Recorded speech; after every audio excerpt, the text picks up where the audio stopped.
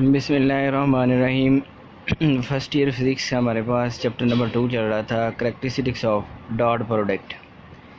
तो इसमें सबसे पहले ये हमारे पास होता है A dot B is equal to B dot A, commutative यानी इक्वल होते हैं किस में, डॉट प्रोडक्ट में हमारे पास।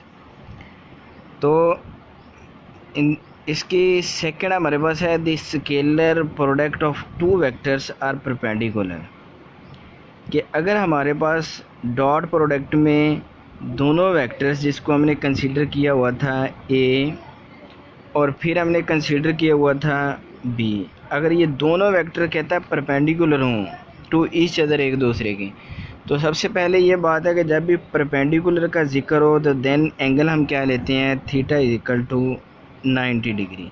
कि ये हमारे पास एक अंडरस्टूड बात है कि अगर परपेंडिकुलर का जिक्र हो तो देन एंगल क्या लेते हैं, 90। तो हम देखते हैं कि A dot B is equal to, जब डॉट को ख़त्म करते हैं तो क्या आता है, कॉस थीटा। तो ए बी कॉस थीटा, और थीटा की वैल्यू हमारे पास 90 क्यों था कि अगर हमने कहा था दो वेक्टर परपेंडिकुलर होते हैं, तो इसके लिए हमारे पास कॉस 90 की वैल्यू क्या होती है, 0। तो अगर हमारे पास दो वेक्टर परपेंडिकुलर हों तो उनका आंसर क्या आता है, 0। आगे थर्ड हमारे पास है कि if A and B are parallel to each other then, तो ये भी एक हमारे पास अंडरस्टूड बात है कि अगर पैरेलल हों तो पैरेलल के लिए थीटा की वैल्यू क्या आती है, 0 डिग्री। तो याद रखो परपेंडिकुलर के लिए 90, पैरेलल हमारे पास ये देखो दो वेक्टर ए एंड बी अगर एक दूसरे के पैरेलल हों तो तब हमारे पास आंसर क्या आता है।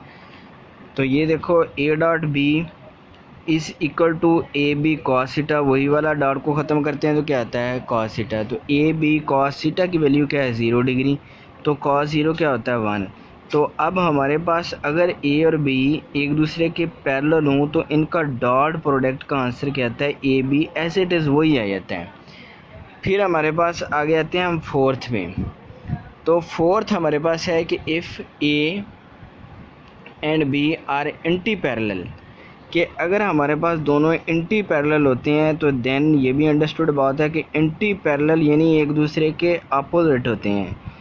तो तब हमारे पास कि अगर ये देखो एक वेक्टर ऊपर की तरफ है, दूसरा इसके अपोजिट क्या होगा, नीचे की तरफ, तो इसको एंटी पैरेलल कहते हैं, एंटी पैरेलल या अपोजिट। तो देन हमारे पास थीटा क्या होता है, 180। तो A dot B is equal to A B cos theta. अब कॉस थीटा की वैल्यू क्या है, 180 डिग्री। तो कॉस 180 क्या होता है, -1। तो अब हमारे पास इसका आंसर क्या आता है, -AB। तो हम कह सकते हैं कि अगर A and B anti parallel हों तो इनका डॉट क्या आता है, -AB। As it is AB आएगा, साथ क्या आएगा, माइनस।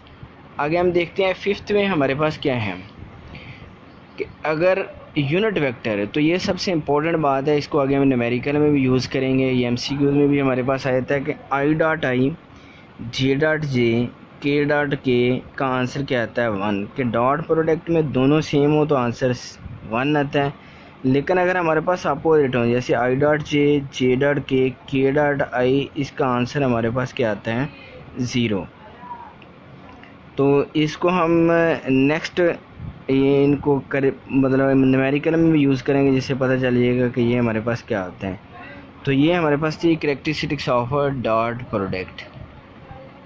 तो इसके बाद नेक्स्ट टॉपिक हम पढ़ेंगे नेक्स्ट लेक्चर में। ओके, अल्लाह हाफिज़।